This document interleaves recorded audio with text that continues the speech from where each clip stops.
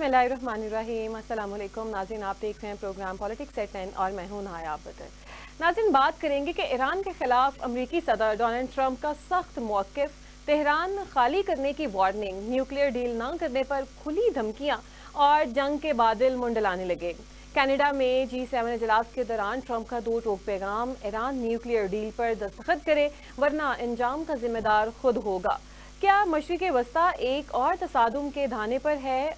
इन्हीं सवालात के साथ आज का प्रोग्राम हम करेंगे कि ये सूरत हाल क्या है, किस तरफ ये बातें जा रही हैं। एक तरफ अमेरिका और ईरान के दरमियान कशीदगी अरूज पर है, जंग की धमकियां, न्यूक्लियर डील पर डेडलॉक और मशरिक़ वस्ता में बेयकीनी, और दूसरी जानिब इन्हीं दिनों पाकिस्तान के सिपहसालार जनरल सैयद आसिम मुनीर का वाशिंगटन DC का सरकारी दौरा।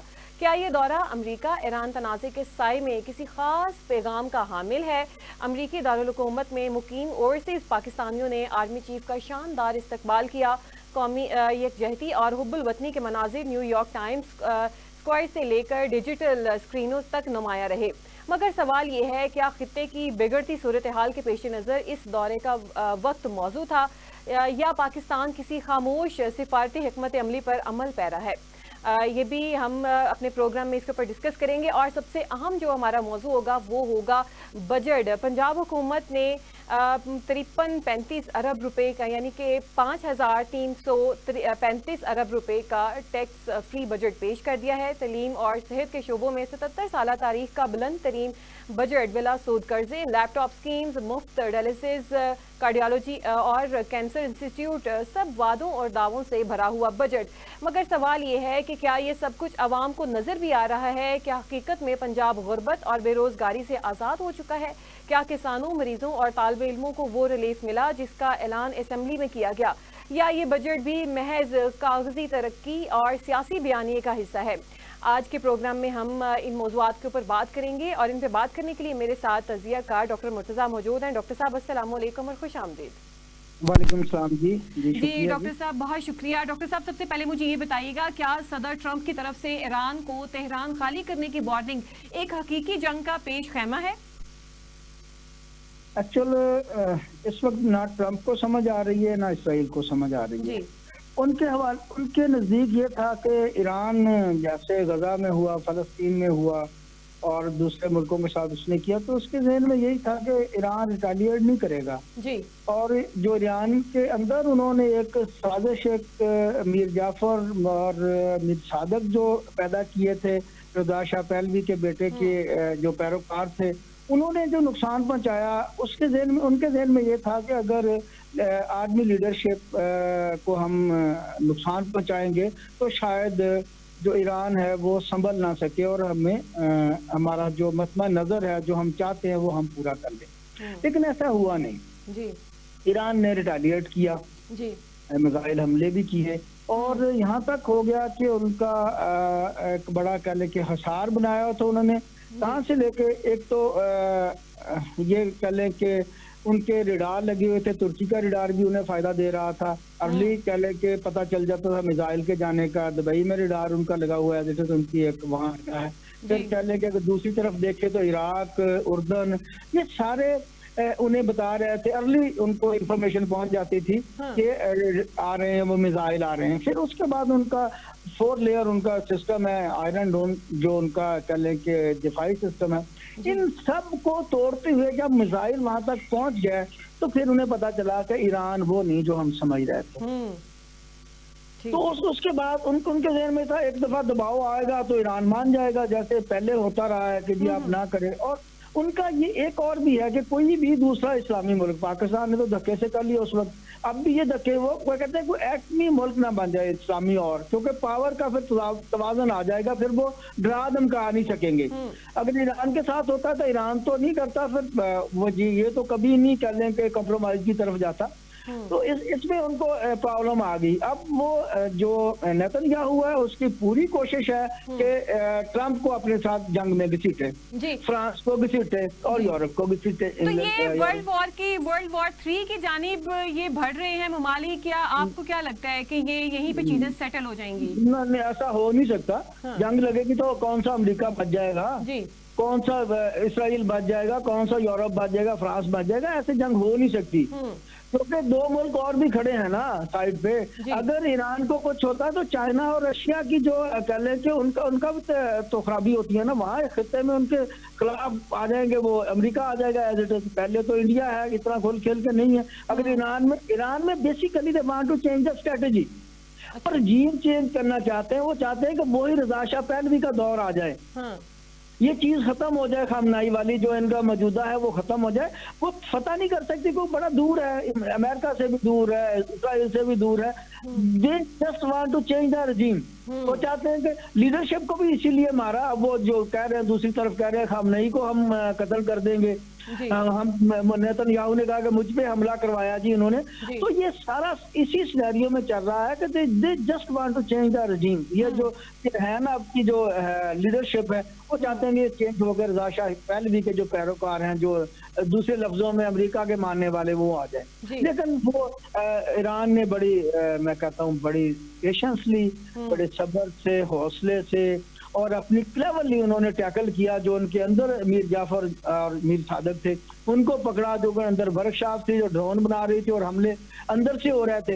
ये एक इम्पैक्ट ऐसा पैदा किया, ऐसा एक हवा बनाया जा रहा था, ऐसा एक जिन बनाया जा रहा था इसराइल को, कि वहां बैठा हुआ उनके जो लीडरशिप उनको मार रहा है। लेकिन जब ये राज खुल गया तो इनको हौसला आ गया कि नहीं, ऐसा नहीं है। यहाँ बैठ के लोग सारा कुछ कर रहे हैं, जो ईरान में बैठे उनके लोग पढ़ रहे हैं। तो उन्होंने अपनी जो इंटेलिजेंस उसके थ्रू उनको पकड़ना शुरू कर दिया। वर्कशॉप पकड़ी, बिल्कुल जबरदस्त स्ट्रेटजी के साथ इन्होंने जो है इन सारी चीजों को देखा।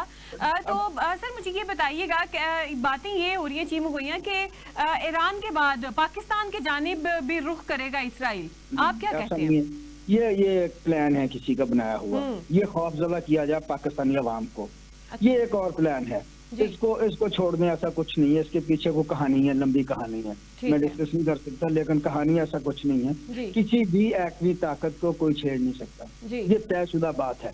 और पाकिस्तान तो फिर है अभी इस वक्त क्या लेके, इसराइल तो उसके आगे है ही कुछ नहीं। आयरन डोम की वजह से है ना, कितने 400 तैयारी हैं उसके पास, 6 लाख उसके पास आर्मी है सारी, वो क्या करेगा? अगर देखे ना ताकत के तवाज़ुन से देखे तो उसका आयरन डोम तो गया, F-35 गिर गया है, अब उसके पास क्या रह गया? B-52 अगर वो जो B-52 तैयार है, अगर उससे वो करते तो ईरान ये बैठा है रशिया और चाइना कब चाहेंगे कि इस खित्ते में उसकी इजारादारी हो? ऐसा हो नहीं सकता। ये सच गिदड़बग किया है, गलत प्रोपेगेंडा किया जा रहा है कि पाकिस्तान की तरफ देखे, वैसे पॉसिबल ही नहीं है। वो ट्राई कर चुका है, इसराइल बहुत पहले ट्राई कर चुका है हमारे एटमी असासों पर, कुछ नहीं हुआ था। और बिल्कुल खासकर अब जिस तरीके से पाकिस्तान ने इंडिया के साथ जो सलूक किया है और उनको मुंह तोड़ जवाब दिया है, तो इसराइल पाकिस्तान की जानिब रुख करते हुए 100 बार तो जरूर सोचेगा। जी तो ऐसा ही नहीं, ये चाइल्डिश बातें हैं। ये को पता नहीं क्यों प्रोपेगेंडा किया जा रहा है, क्यों खौफ और राज फैलाया जा रहा है पाकिस्तान में। डॉक्टर साहब बात से बात निकलती है ना, एक सवाल तो ज़हनों में आता ही है ना कि ईरान के बाद पाकिस्तान की भी बारी आ सकती है, क्योंकि जो न्यूक्लियर पावर है इसराइल को उन ममालिक से इस चीज के ऊपर तब चढ़ती है कि ये क्यों न्यूक्लियर पावर है, जैसे ईरान के साथ इसने ग्रज निकाली है। देखो शुमाली कोरिया ने हासिल कर लिया, क्या कर लिया उनका? 40 साल से पाबंदी, इक़्तिसादी पाबंदियां ईरान पे, वो नियर टू कंप्लीशन है उसकी, शायद उन्होंने गेन कर लिया, बना लिया एटम बम। पाकिस्तान ने तो बना लिया, ये तो कंफर्म है। अब पाकिस्तान की तरफ कैसे आएंगे? क्या पाकिस्तान के पास ऐसा कुछ नहीं है? देखिए ईरान से 1700-2000 के करीब वो है उसका इसराइल का। ईरान डायरेक्टली वहां अपने मिसाइल मार रहा है, और तो पाकिस्तान क्या करेगा? पाकिस्तान ऐसा कुछ नहीं कर सकता। बिल्कुल आप ठीक कह रहे हैं। ये सारी चीजें प्रोपोगेट की जा रही हैं। और अगर ट्रंप ने बयान दिया है ना कि वो करे अपना सारा, तो इस्लामी मुल्कों को बयान देना चाहिए कि इसराइल को रोके, बगैर जंग रोके, बगैर पीस पैदा किए, अमन पैदा किए कोई बात नहीं हो सकती। We are with the Iran. तो क्या करेगा वो? अमेरिका क्या वहां से कर लेगा? ये वेंटिलेटर भूल जाएं, तो मैं वही तरक्की करती हैं जो अपने पांव पे खड़ी होती हैं। बिल्कुल आप ठीक कह रहे हैं, भीख मांगने से तरक्की नहीं करती। बिल्कुल। तो डॉक्टर साहब ये जो ईरान को न्यूक्लियर डील पर दस्तखत करने से मजबूर करना आलमी कवानीन के खिलाफ वर्जी नहीं है? फिर नहीं रोका जाए। देखिए किसी को तरक्की करते रोका ही नहीं जा सकता। वो कह रहे हैं जी ये अमन के लिए खतरा है, तो सबसे ज्यादा खतरा तो इसराइल है अमन के लिए। तो उससे एराडिकेट करना चाहिए उसको, एटम बम न्यूक्लियर फ्री करना चाहिए इसराइल को। अगर इसराइल को न्यूक्लियर फ्री कर दें तो कोई मुल्क दुनिया में कहीं भी खतरा नहीं होगा, अमन ही अमन होगा। अब अगर कोई इस्लामी मुल्क एटमी पावर बनना चाहता हो, हक है उसका, आप कैसे रोक सकते हैं? आप क्यों जब आपने पाबंदियां भी लगा दी, उसने वो फिर पावर हासिल कर ली। अब मेरा नहीं ख्याल कि उसको धक्के से साइन करवाएं, ऐसा हो नहीं सकता, ये गलत है, टोटली गलत है, क्योंकि इसकी कोई ऐसी है ही नहीं। ईरान की कौन सी ऐसी है एक्टिविटीज है जो अमन के खिलाफ है? सबसे ज्यादा अमन के खिलाफ जो एक्टिविटीज हैं वो इसराइल की हैं, और एज इट इज अमेरिका की हैं। बिल्कुल, अमेरिका ने कहाँ कहाँ नहीं लोगों को छेड़ा, कहाँ कहाँ नहीं जाके कहने के जंगे की। ये जी एटमी मुल्क है, ये फला कुछ भी नहीं, वहां निकला कुछ नहीं। इराक में क्या निकला? जी तो डॉक्टर साहब जिस तरीके से जी डॉक्टर साहब जिस तरीके से अमेरिका ये किरदार अदा कर रहा है, अगर ईरान और अमेरिका के दरमियान कशीदगी बढ़ती है तो मशरिक वस्ता के दीगर ममालिक किस हद तक मुतासिर होंगे?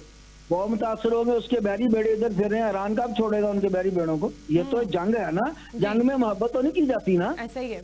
अपनी सर्वाइवल की जंग लड़ेगा ईरान। तो ईरान के पास सबसे ज्यादा यही है कि जो उसके नजदीक अड्डे हैं वो उनको देखेगा और बैरी बेड़ों को देखेगा, और उसके साथ देखेंगे। बड़ी सीधी सी बात है। मैं कोई इतना एनालिटिकल वर्क तो मेरा है नहीं बहुत ज्यादा, लेकिन इतना मुझे जरूर पता है कि चीन और रूस ईरान को अकेला नहीं छोड़ेंगे, और इस्लामी दुनिया भी नहीं छोड़ेगी।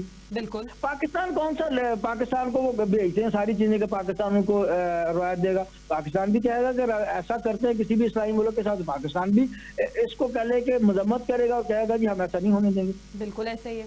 तो कैसे कर लेगा ट्रंप, कैसे कर लेगा? हाउ इज इट पॉसिबल कि ट्रंप इतनी दूर बैठा वो कहे जी मैं ये तबाही कर दूंगा? तो ऐसा मुमकिन नहीं है। ना ही ट्रंप को भी पता अगर मैंने ऐसा किया तो ये जंग उसके घर तक आ जाएगी। बिल्कुल ऐसा ही है। तो G7 इजलास में इसराइल की हिमायत और ईरान की मुखालफत, आप क्या समझते हैं, क्या अमेरिकी खित्ते में एक फरीक बनकर उभरा है अमेरिका जो है ये खित्ते में? देखें इसराइल क्या है, अमेरिका का बच्चा है ना वो जी, तो अपने बच्चे की तो करेगा ना वो, उसने क्यों नहीं करना? वो अमेरिका तो करेगा। इसराइल की जो मर्जी हो जाए, ठीक हो गलत हो, वो जस्टिफाई कर देगा कि अमेरिका ये इसराइल ठीक है, मैं इसराइल के साथ।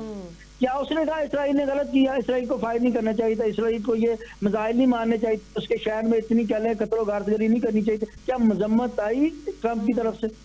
नहीं आई। वो तो खुद चाहता है कि ये जो खिता है मेरे कंट्रोल में आ जाए, ट्रंप का और कुछ नहीं है। उसको तो यूज किया जा रहा है। इसराइल इतना ताकतवर है ही नहीं, गलत फहमी है लोगों को, किसी लिहाज से वो ताकतवर नहीं है। ये एक ही उसके पास था आयरन डोम वाला, वो भी खत्म हो गया, उसका जो दिफाई निजाम था वो खत्म कर दिया। अभी इसने कह लें कि ईरान के पास जो मिसाइल सिस्टम है, अभी इसने वो इस्तेमाल ही नहीं किया जो उसने तबाही मचानी है वहां। अब वो जो कर रहा था ना कि हवा बना रहा था इसराइल को, वो हवा खत्म हो गया। वो उसका तो डॉक्टर साहब ये जो इसराइल इतना अकड़ रहा था और इतना औकात से बाहर हुआ तो क्यों ऐसे कर रहा था? ये इसके पास ऐसी क्या चीज थी? उसके वही था ना, उसके पास टेक्नोलॉजी कहता है मेरे पास टेक्नोलॉजी बड़ी है, टेक्नोलॉजी नहीं थी। हम लोगों की खामियां हैं कि हमने उनके लोगों को यहाँ दाखिल होने दिया, वो पेनिट्रेट कर गए हमारे यहाँ। ईरान में कितने लोग थे? ईरान का नुकसान तो उन लोगों ने किया जो यहाँ पेनिट्रेट कर गए थे। तो उसने तो इतनी दूर बैठ के नहीं ना किया कि डायरेक्ट हिट करना लोगों को देख के। तो उसकी जो ये गद्दार यहाँ थे ना ईरान में, उन्होंने मरवाया। अब उसको ये था कि मेरे पास जो आयरन डोम है वो किसी को आने नहीं देगा, लेकिन ये उसकी बेवकूफी है। कितने उसके पास इंटरसेप्ट करने के लिए मिसाइल हैं? 3000 मिसाइल तो टोटल मेरा ख्याल इसके पास है, अमेरिका के पास है जी। अगर अमेरिका सारे भी दे दे देन कितनी देर चलेगा वो सारा? वो सिस्टम बहुत महंगा, और फिर वैसे कह ले कि उसमें लैब्स आ गए हैं, वो जाके गिरे नहीं मिसाइल, वो कितने को रोकेगा? एक वक्त में कितने? फिर उर्दन ने कह दिया जी अब हम इंटरसेप्ट नहीं करेंगे। कतर भी शायद जवाब दे दे। अगर कतर तुर्की ये सारे जवाब दे देते और इन्हें मिसाइल का पता नहीं चलता उन्हें पहले, जो रिडार लगे हुए हैं वो रिडार में नहीं आते, ये बताते नहीं है, तो वो डायरेक्ट जाएंगे वहां। इसराइल क्या करेगा? देखिए इसराइल के पास डिफेंसिव सिस्टम इतना लंबा नहीं है, वो 15 दिन मैक्सिमम जंग लड़ सकता, वो भी 10 दिन अपने जो उसके पास असला है उससे, और 5 दिन मांग टांग के, उसके बाद वो जंग नहीं लड़ सकता। तो इसराइल की मैंने बता दिया 400 जहाज हैं उसके पास सारे जी।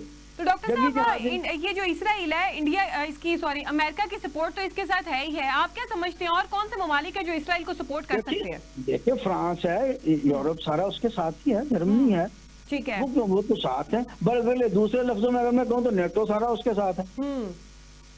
ये तो जंग ही ऐसी शुरू कर देते हैं कि नेटो उसमें आ जाता है। ठीक है, ये तो एक उनका देखे यूरोप का अमेरिका का प्लान है कि हमने इस खित्ते को, जनूबी एशिया को हमने उठने नहीं देना। उनका टारगेट बेसिकली जो टारगेट है ना वो चीन और रशिया है, वो वहां तक आना चाहिए। पाकिस्तान तो कभी रिटालिएट करता ही नहीं अमेरिका के आगे।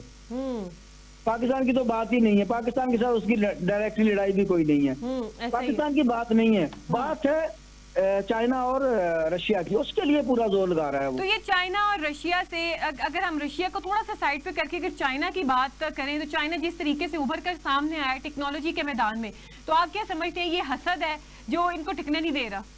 देखें वो सुपर पावर है ना। अब अगर एक बात नहीं है ना, सिर्फ वो हम उसमें नहीं देते, ये असले के हवाले से नहीं लेते, टेक्नोलॉजी के हवाले से नहीं लेते, हम मुआशी हवाले से भी लेते हैं। चाइना मुआशी हवाले से बहुत आगे आ रहा है जी। जंग तो मुआशी है सारी, असला तो कोई भी ले सकता है, खरीद सकता है, बना सकता है जिसके पास टेक्नोलॉजी है। अब मुआशी तौर पे चाइना काफी मजबूत है और अमेरिका इतना मजबूत रहा नहीं है। अमेरिका इतना मजबूत है, अमेरिका ने तो बहुत सारे, अब जो अमेरिका के टैक्स पेयर है वो पूछेंगे नहीं आप इतना पैसा कहाँ जाया कर रहे हैं, कहाँ जाया कर रहे हैं। वहां से ट्रंप के खिलाफ आवाजें उठना शुरू हो जाएंगी, क्योंकि ट्रंप ने आने से पहले कहा था कि अमेरिका किसी की भी जंग में हिस्सेदार नहीं बनेगा।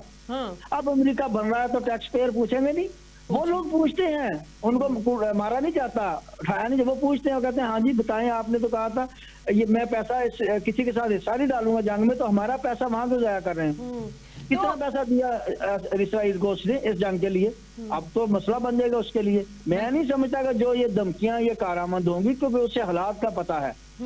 ईरान एक तो ईरान ने जो मिसाइल सिटी बनाया है ना, ईरान के पास बहुत मिसाइल हैं, ईरान लंबी जंग लड़ सकता है। अब अगर जहाजों के हवाले से है कि वो बम्बार्डमेंट करेंगे, तो इसके पास उसका एंटी सिस्टम भी है, डेफिनेटली है। तो ईरान कह रहा है कि मैंने कोई सुलह के लिए नहीं बैठना तब तक जब तक इसराइल बिल्कुल बंद ना करे अपनी ये सारी चीजें, अपनी कार्रवाई। बिल्कुल ठीक बात है। अब देखिए, अब हैफा पे जाके मिसाइल गिरे हैं तो तकलीफ हुई है ना। अब तो बहुत जल्द क्या लेंगे, अगर 2-4 दिन जंग चलती है, जो इसराइली अवाम है वो नेतन्याहू के खिलाफ खड़ी हो जाएगी, क्योंकि उन्होंने तबाही देखी नहीं।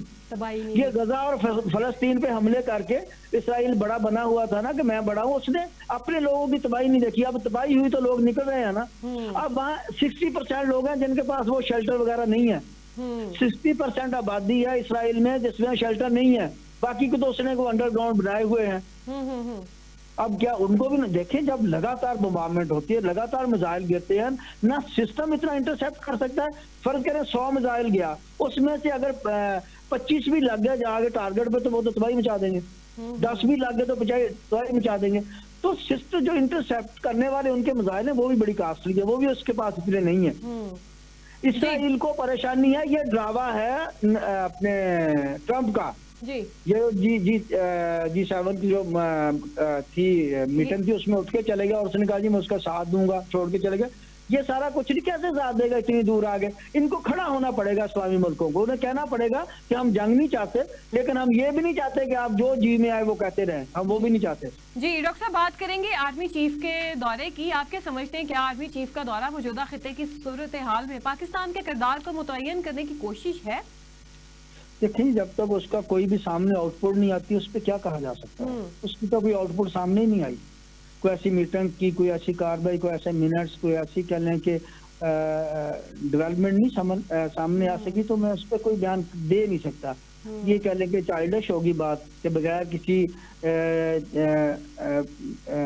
सिनेरियो के, बगैर किसी कह लें कि पॉलिटिकल या कोई सोशल या इकोनॉमिकल डेवलपमेंट के मैं उस पर कोई बयान दे दूं। मैं मेरा ख्याल इस पे मेरा तो बात करने का हक नहीं बनता, क्योंकि अभी तक कोई चीज सामने नहीं आ सकी।